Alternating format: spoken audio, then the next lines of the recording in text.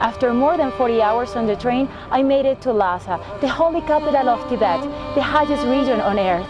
It used to be one of the most secluded and isolated places on earth, but now it's open to the world, and I'm ready to explore it and see what this mystic place is all about.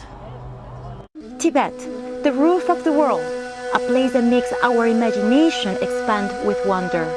A mystic land of striking landscapes and deep spiritual devotion, the home of Tibetan Buddhism, but also a place that has been center of controversy and political revolt.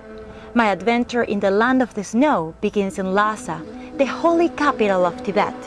To get there, I took an incredible 48-hour ride on the world-famous Sky Train, the highest elevated railway in the world that connects Beijing with the once upon a time unreachable Lhasa.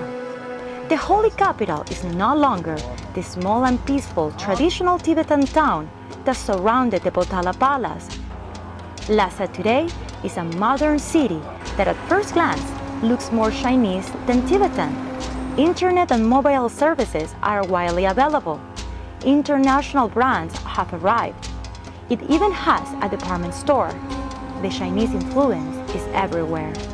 The government in exile, led by the Dalai Lama in India, says that the Chinese government has systematically destroyed the Tibetan culture and is responsible for the death of thousands of Tibetans. Important monasteries, such as the famous Tribhuvan, now appears monk-free, after being the home of over 10,000 monks prior to the occupation. Chinese characters painted during the takeover in 1951 still cover some of its walls.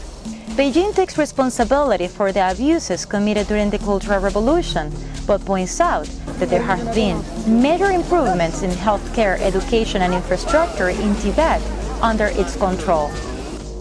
Despite development and improvement of basic services, Tibetans are vocal with foreigners about a common dream, a free Tibet. They want the Dalai Lama back in their homeland. The uprising in 2008, just before the Olympics, has triggered the repression of Tibetans until today. In every corner, Chinese security forces closely watch the Tibetan population at all times. Despite the tension on the street, there is something magical about Lhasa, something that seems undisturbed by politics or affected by modernity. It is the deep and undeniable spirituality of the Tibetans.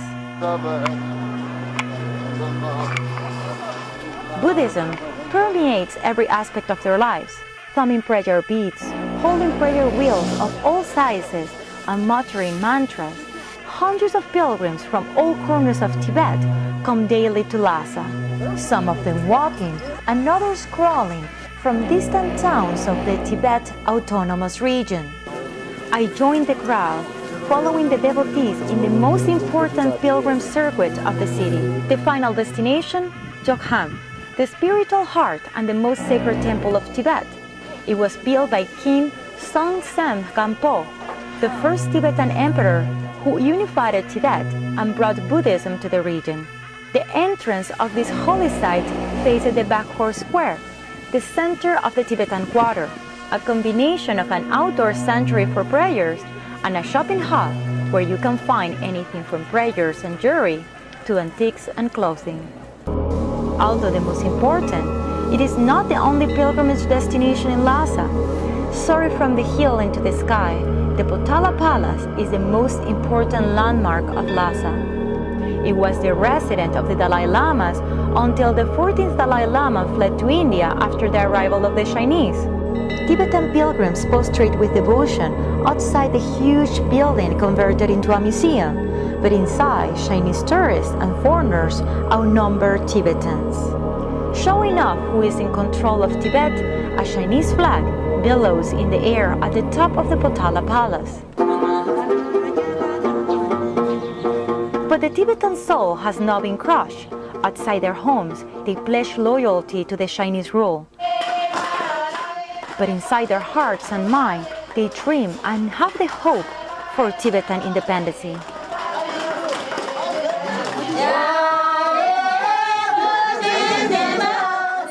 And with resilience, they protect their culture and tradition.